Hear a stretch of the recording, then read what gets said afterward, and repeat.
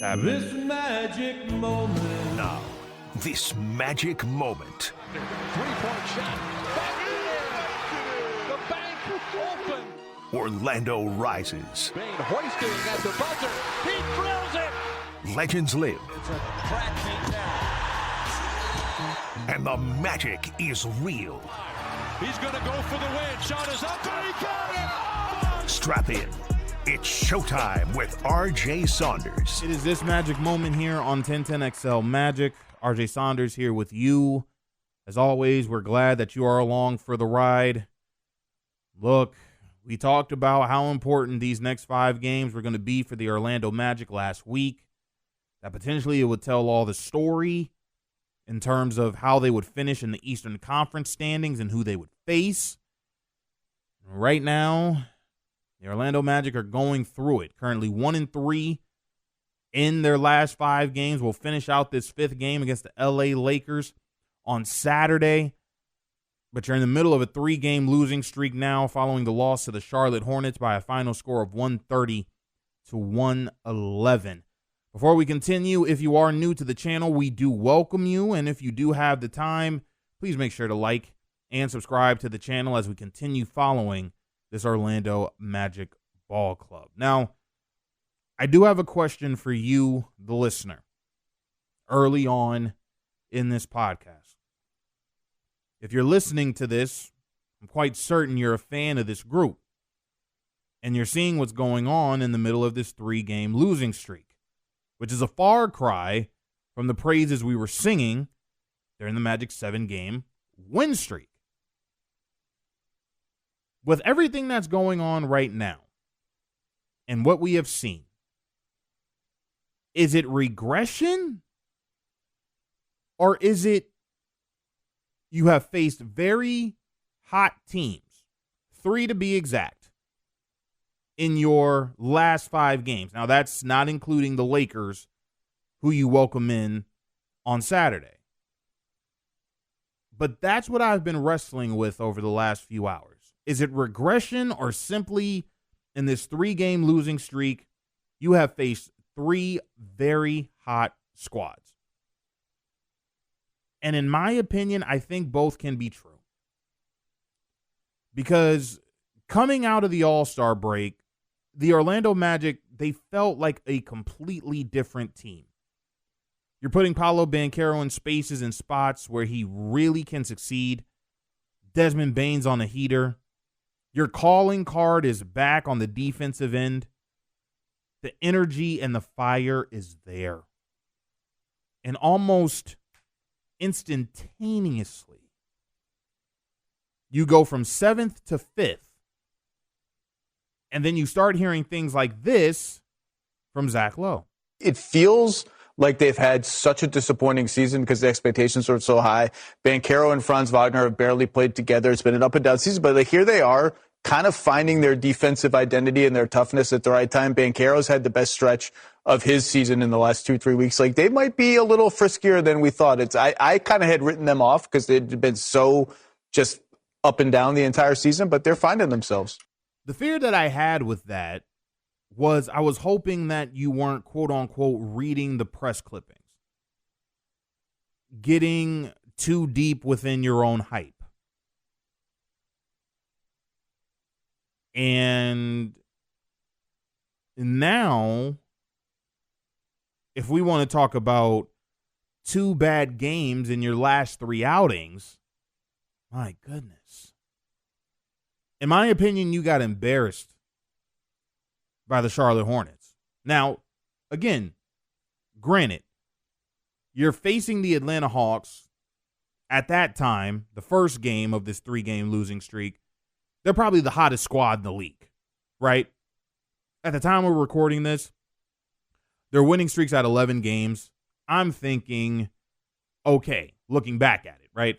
Maybe Orlando has a problem with teams that have this length on the defensive end, and a thing you cannot control is a team getting insanely hot from distance.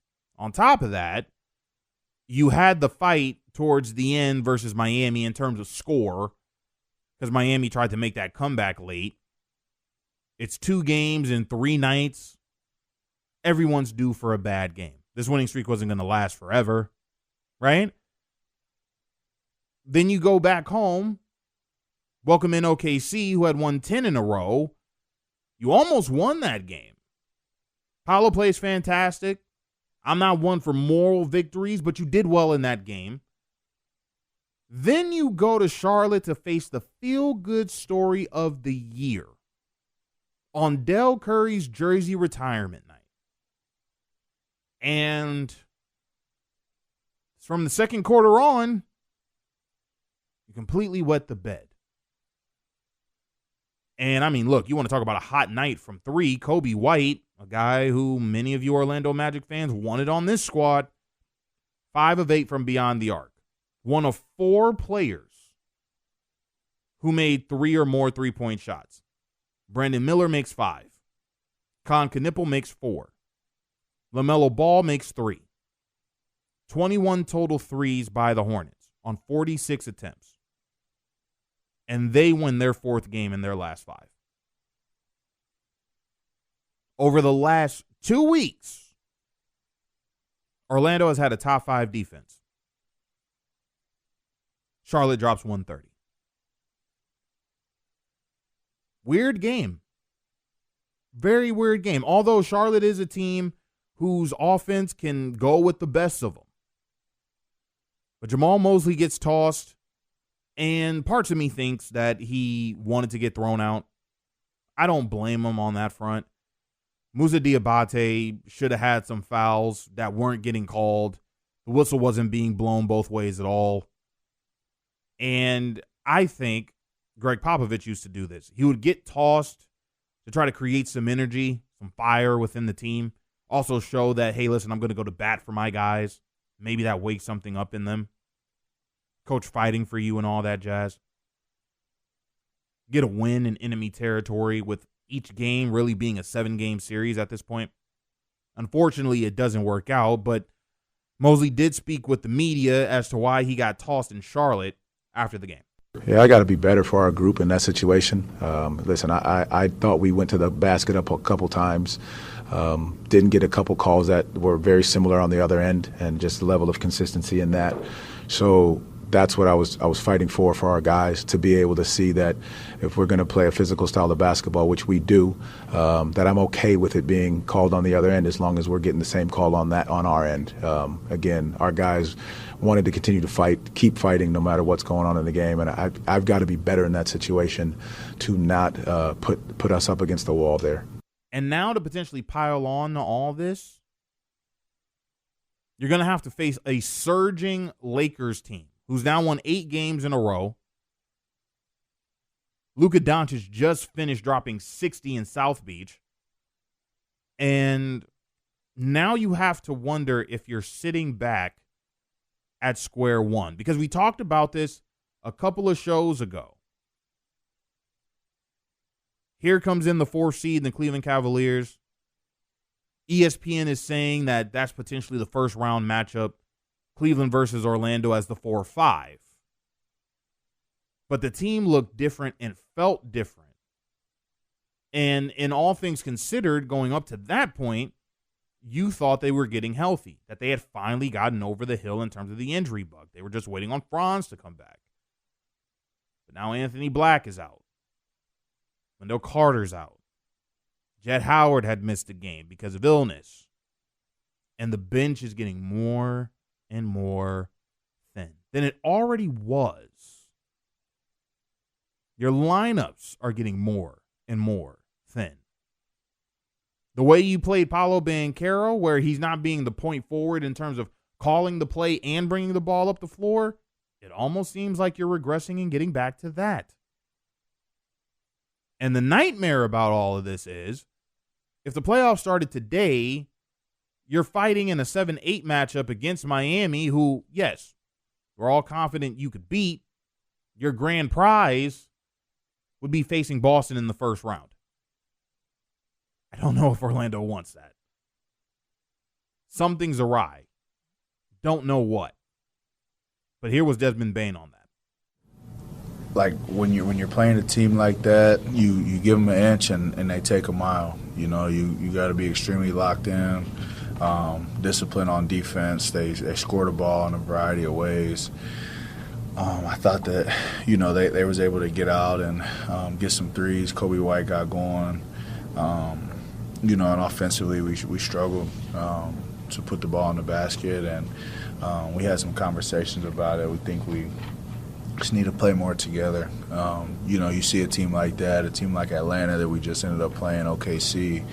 All those teams are sharing the ball, moving without the ball, and you know, it's generating good things for the entire team. So, you know, I think we need to lean into that a little bit more. So you go from being heavy hitters to now having to do the rope-a-dope.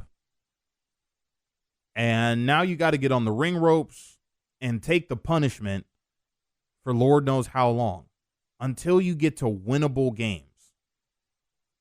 And Orlando kind of makes me nervous at this point because we talked about those details last week, and details should have been at peak against Washington that other night, and it wasn't. And Jalen Suggs had said we could have given the Wizards that game several times over. Not to mention Jalen Suggs on the road almost feels like the Monstars have taken his talent. He can't knock down a three. As I said it last week, the next 5 games are going to tell all the story as to potentially how the season would end. I now got questions. Are you bringing back Franz? What's your confidence level like as a unit? The definition right now has been the definition, it seems, all season. Inconsistent. Point blank. Period. I want to see, however, though, in a season where you still have everything in front of you, how do you respond to this? If you get that connection back as a group, can you get it back? Because you still have that chance. But the clock is ticking. And it's only getting louder now. And, hey, front office, Jeff Weltman, I hope you're doing your evaluation process correctly. Because this is a team, even with that 7-game winning streak, they still need more. Paolo Banchero and Desmond Bane and Franz, when he eventually comes back, they're going to need more. They're going to need help. And hopefully you get it this offseason. Because Paolo had 7 assists against Charlotte. I don't know. Probably could have had double-digit assists if he had some guys who could knock down shots. Are you writing that down, Jeff? You need a center who does what God blesses him to do. Rebound, run, block shots, catch lobs. Are you writing that down, Mr. Weltman? Because the crazy part about all this, though, is that this team still has so much in front of them to close out this year. Let's see what they do with that understanding. The 5 seed is still a viable option for this team.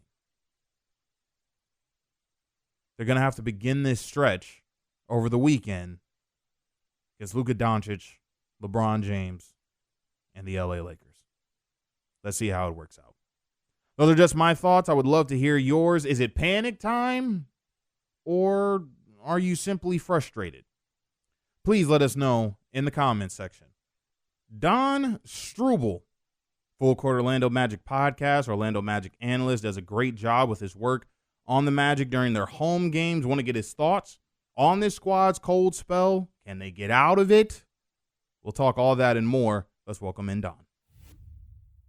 He is Don Struble. He comes from the same tree I do in the form of Kyle Nash down there in Orlando. But Don is doing some great work himself covering the Orlando Magic, has his own podcast, giving great analysis on the team throughout the year. Joining us now to talk all things Magic. Don, thanks again for a couple moments, man. How are you?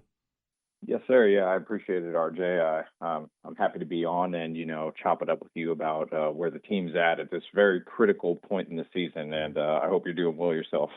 Nah, man, it is absolutely a pleasure to have you on the program for the first time. Been looking forward to this and doing this for quite a while. So for it to finally happen, all blessings over here on my side, my friend. Before we do get into the Orlando Magic, however, I do want to know from you, have you filled out a bracket for this NCAA tournament? And if you have, how are you doing so far? Oh man, I actually I missed my bracket. Things have been so busy that I missed filling it out. But I am from Ohio originally, so I watched the Buckeyes yesterday. A close game against TCU, just couldn't pull it out. So it looks like they're just going to keep being a football school. Well, I understand we can't have it all. However, Ohio State being a football school, not a bad consolation prize. They've been quite dominant here over the last few years. All right, so let's not bury the lead. The Orlando Magic now suffering a 3-game losing streak after the loss to the Charlotte Hornets by a final score of 130-111. Don, I mean, how did we get here? You win 7 in a row. You feel like you're on top of the world. Now you're on a 3-game losing streak, and I understand there's a lot to be considered when you talk about this 3-game losing streak, whether it be the injuries or just the toughness of the last 5 games in which the Magic have had. But now we're looking at it and saying the sky is perhaps falling once again. Just walk me through what's going on here with the Orlando Magic during this losing skid. Yeah, I think that, I talked about this recently on one of my shows. I believe it was after the win over the Cavs last week, because that was a really quality win for the group, especially given the standings. That's a potential playoff matchup. And I talked about, I went to Miami to cover that game as well. And to be able to sweep the Heat, to beat a team 7 times dating back to the preseason, especially a team that's breathing down your neck in the standings, was incredibly critical as well. But I just feel like since then, you dropped 3 in a row. 2 of those are to your Southeast Division rivals that are also vying for playoff position. And what once looked to be a more comfortable position in the standings and getting away from play-in territory, they're endangering themselves again. And, we could talk about the Alexander family, how Nickeil Alexander-Walker went off for a career-high 41 in the first loss to start this losing streak, followed by Shea, the reigning MVP, dropping 40 of his own in the Kia Center. Right. But then last night, you would think that this team would be ready to face a Hornets team that's beaten them by double digits, RJ, the last 2 meetings. And it just did not seem ready at all. I mean, this Hornets group shot 52.5% from the field, 47.8% from 3. And I think that, Mosley talks often about the defensive intensity and just sitting down and guarding. He uses those common buzzwords and talking points a lot, but that execution just isn't there. And I wonder if this is just a tired team without enough bodies on the floor. Anthony Black doesn't seem close to returning. Franz Wagner doesn't either, but this is the same team that won 7 in a row without those guys. Right. So they're going to have to tap into whatever was working during the win streak, but this is certainly not a good time to be dropping several games in a row. Don, I really try to stay as positive as I can with this team. And, all things considered, when it comes to this ball club, they've done fairly well coming out of the All-Star break. But 4 of their last 5 games, and I say 4 because I'm counting the Los Angeles Lakers, who the Magic are going to welcome here, you've been facing now some of the hottest teams in the entire association with the Atlanta Hawks, the Oklahoma City Thunder, and the Charlotte Hornets included, and now you're welcoming in Luka Doncic and the Lakers. Does that give you some sort of pass during this cold spell with the Magic, or does this team get no excuse or any love from you and should figure this thing out? Well, I think two things can be true. I think, firstly, there is no shame in these kind of losses to these teams. I mean, if this was three losses in a row to, I mean, no disrespect, but the Utah Jazz, Brooklyn Nets, and, maybe like another team that Right.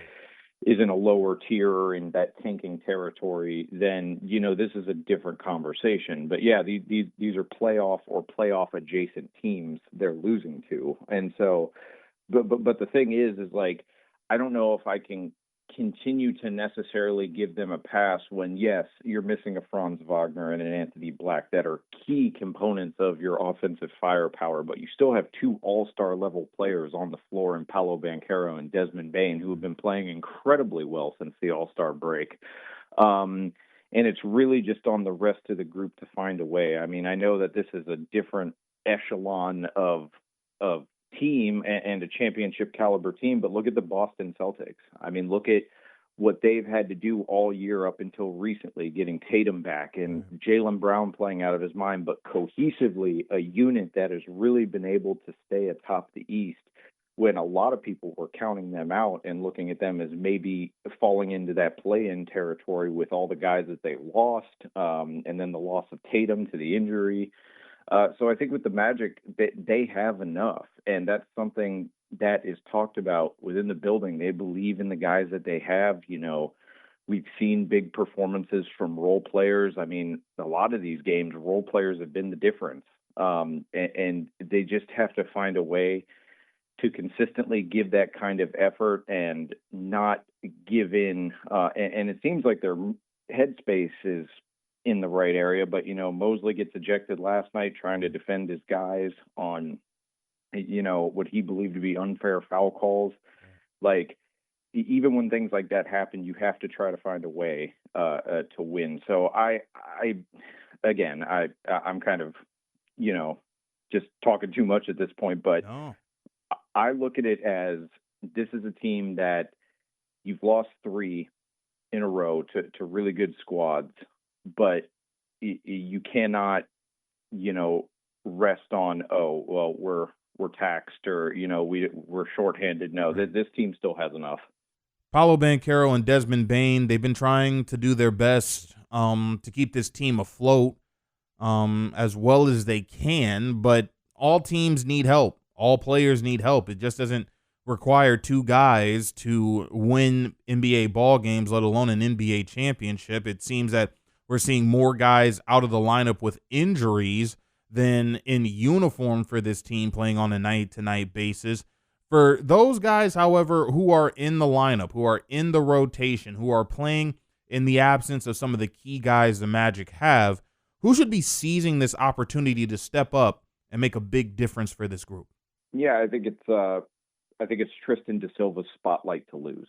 And we've seen da Silva step up in big moments. I mean, the season high 23 against the Cavs, followed by a career high 26 points in the following win. Like, this is a kid that, and I talked to him about this recently, like, he was thrown into the deep end immediately because in his rookie year last year, this team was ravaged by injuries too. And it's not like he got to go to Kissimmee and develop with the Osceola Magic. Like, he was on the floor for 70 plus games, and almost half of those being starts.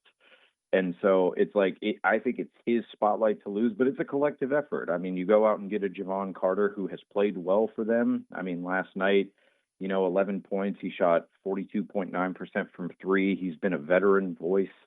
Jamal Cain, another double-digit scoring night for him. He's really been playing like he wants to get himself a more solidified contract rather than being on a 2-way. So I think, it really comes to those guys. And then I feel for Penda and Jace Richardson in a way, because kind of like Silva, they've been thrust into the deep end. They haven't had the luxury of going and developing in the G League.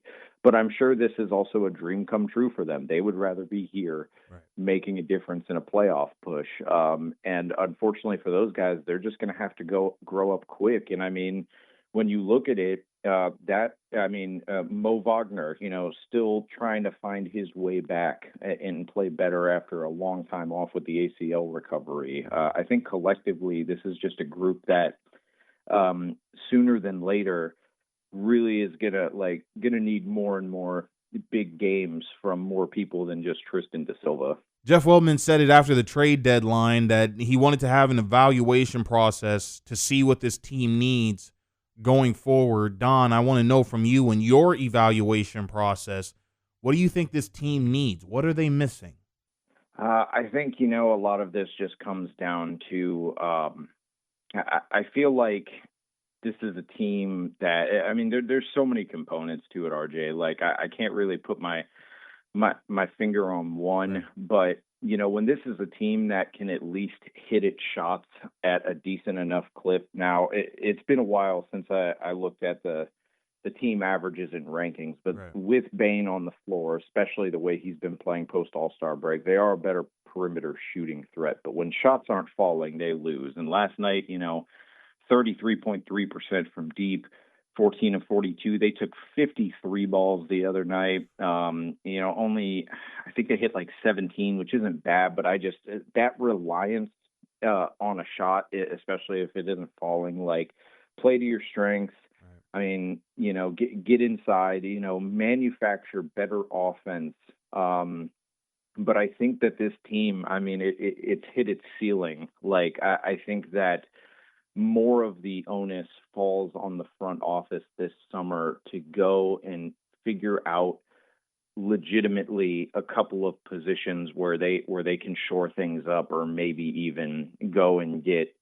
I don't think that they have the assets after the Bane trade to go and get another star caliber player, but get someone that's going to give you more. And I think that a lot of that starts at the center position. I mean, Wendell and Mo, Goga, like, they're all important players. But I think that an upgrade could be had there. And that's certainly a conversation you and I can have in the future.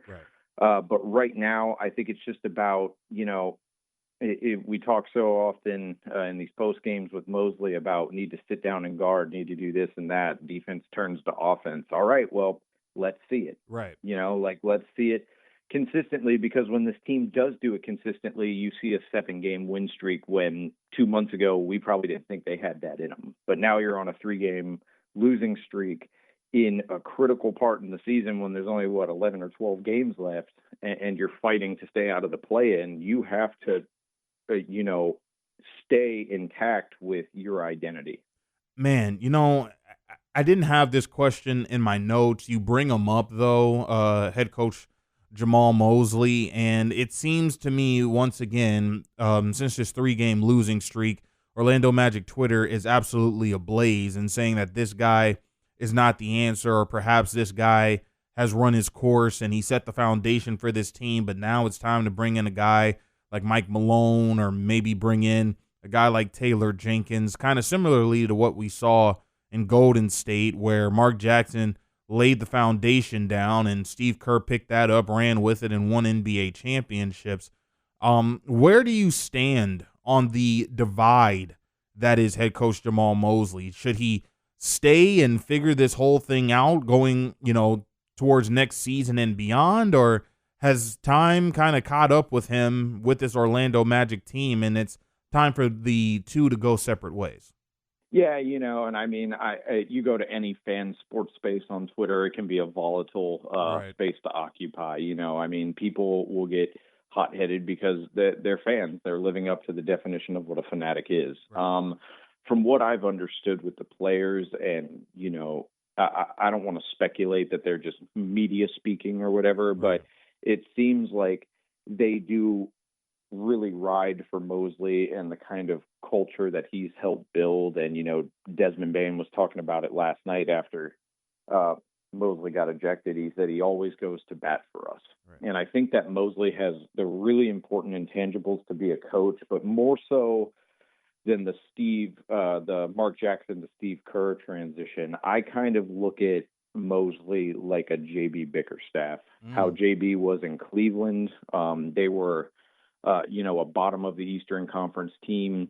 The culture and the defensive identity that he helped instill in them, getting that job, really helped elevate them into play-in territory and then playoff territory. But then after, acquiring Donovan Mitchell, and 2 seasons of falling short, they decided it was time for a change. Now, it hasn't necessarily worked out for the Cavs yet, but I kind of view Mosley in the same ilk as JB, where I think that the culture he has instilled, the defensive tenacity that he has instilled has helped this team out of the gutter the last few years. Right.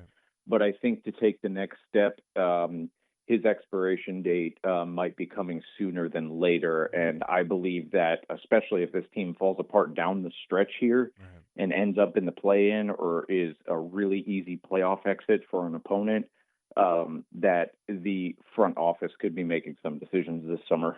You know, the crazy thing about all this, Don, I really have to give it to this Orlando Magic team. Even though they are the 7th seed at this current time in which we're recording, the 5th seed is kind of a logjam right now between Orlando, Miami, and Toronto. So everything is still in front of this young ball club. In your opinion, I mean, time is winding down. Is there enough time for Orlando to nab the 5th seed once we get to the NBA Eastern Conference playoffs? Yeah, I mean, there's always, I can't say always time. You know, it was one thing to say that there was always time back in January or you know, before the All-Star break. But I look at the remaining schedule here, and you've got, I don't know if I can call any team a layup, really, especially down the stretch. You know, young guys are even for bad teams, are playing hard, trying to prove that they belong in this league. But you look at some tough opponents. I mean, you host the Lakers, and then you got to go back to Cleveland, and then it's at Toronto versus Phoenix versus, like, you look down the rest of this list, and then you finish the season in Boston. Like, I think, you know, this is one of those things where it's like there is little margin for error, and you have tough opponents coming up. This is not going to be a cakewalk, though there are some easier opponents than others remaining. So I think in terms of, like,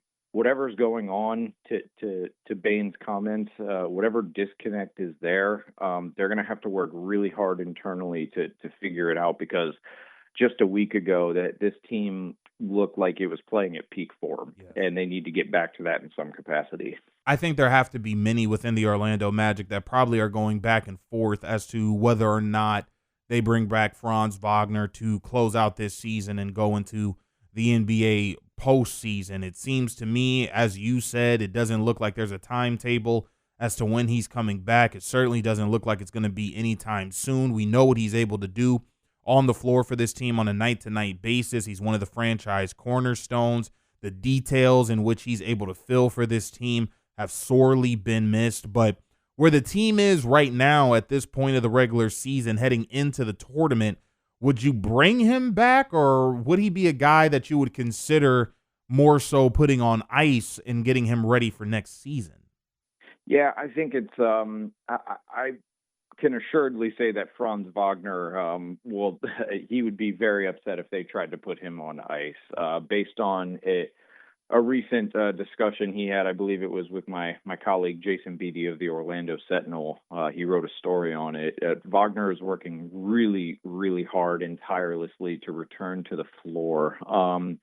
You know, I think everyone took a deep breath when they found out it was a high ankle sprain and not like a torn ACL in that December 7th game against the Knicks when the injury first occurred. But it has given him much more trouble than I think anyone could have anticipated. But if this was a team that was out of the playoff picture, shut him down. Right. But they're not. So even if you have to bring him back in a bench role capacity and you know, a heavy minutes restriction, you need a Franz Wagner out there, especially trying to give him some sort of on-ramp, if it's even possible, before the playoffs begin, to try to get back into basketball form and be a real contributor to this team. Because if he can't start, who a better spark plug off the bench than another all-star caliber player when healthy?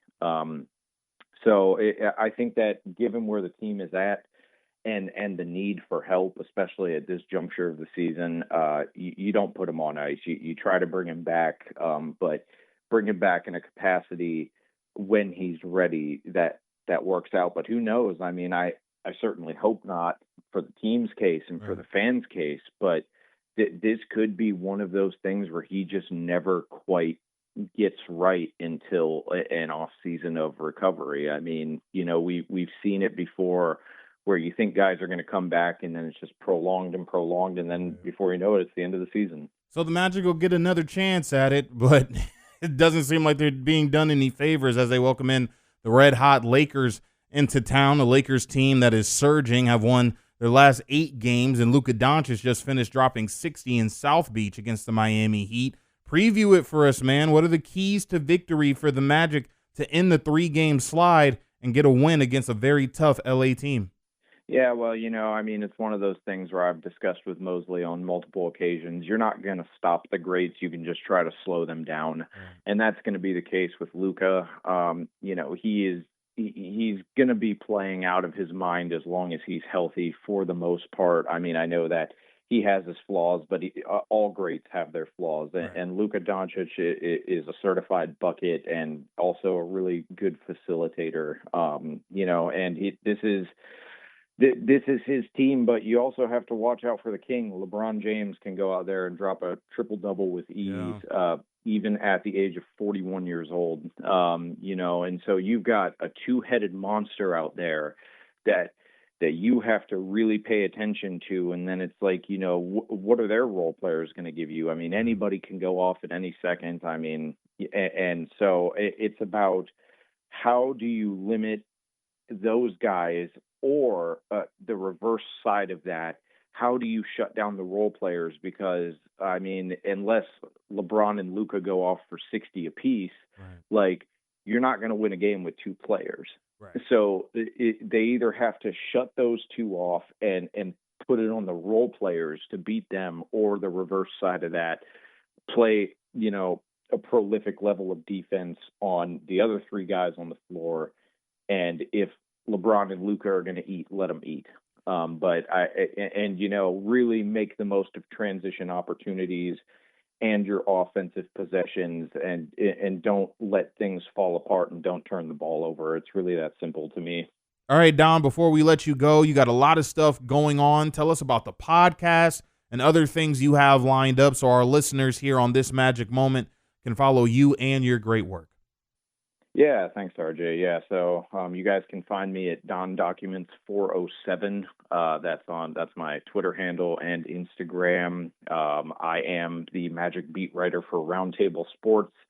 We are, a company that's really trying to grow and evolve in a media space that is ever changing. But the cool thing about us, and I say this ad nauseum on my shows, is that completely free to join. It's super interactive. You can make community posts, jump in on the conversation, and there's no paywall whatsoever. So I really encourage you guys to join the Orlando Magic Roundtable and the other sites out there as well, because we got a lot of really hardworking publishers.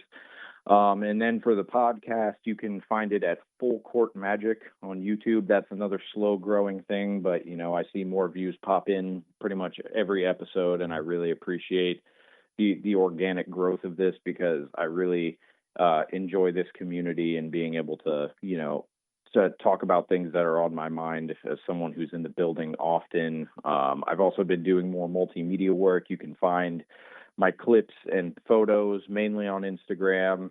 Most of my written content and the podcast links that I drop go to Twitter, but I'm trying to be better about streamlining both. And as always, for anyone who's listening that recognizes me, I appreciate your support.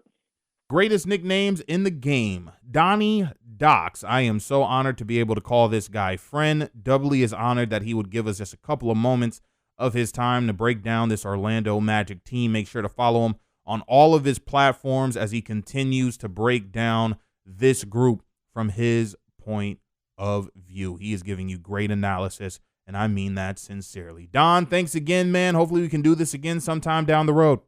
Yeah, RJ, I'm always available, and yeah, I'll definitely have to schedule some time for you to come on the show too, man. Love chopping it up with you. A huge thank you to Don Struble for giving us a couple of moments of his time. Great insight from him. And there's a lot of time left for the Orlando Magic, but we want to hear from you just how much time is left for this group to hopefully avoid the play-in tournament and get into the playoffs outright, hopefully face a team like the New York Knicks or the Cleveland Cavaliers. It would just be a tough road for the Orlando Magic if they had to go into round one facing a rejuvenated Boston Celtics team who just got back Jason Tatum. But right now you have to focus on what's in front of you, and that's Luka Doncic, LeBron James, and the LA Lakers. We will have that game for you right here on 1010XL. Simply go to 1010XL.com, click on the 1010 Live tab on the upper right-hand corner, and the game will be for you right there. Jake Chapman will be on the call. That, once again, is going to do it for us here on this Magic Moment. Make sure to like and subscribe to the channel as we continue to take a bird's eye view from the highs and the lows of this Orlando Magic team as they continue their quest towards an NBA championship. Thank you to Donnie Docks once again, also intern Thomas. I'm RJ Saunders. Go Magic, and we will talk to you next week.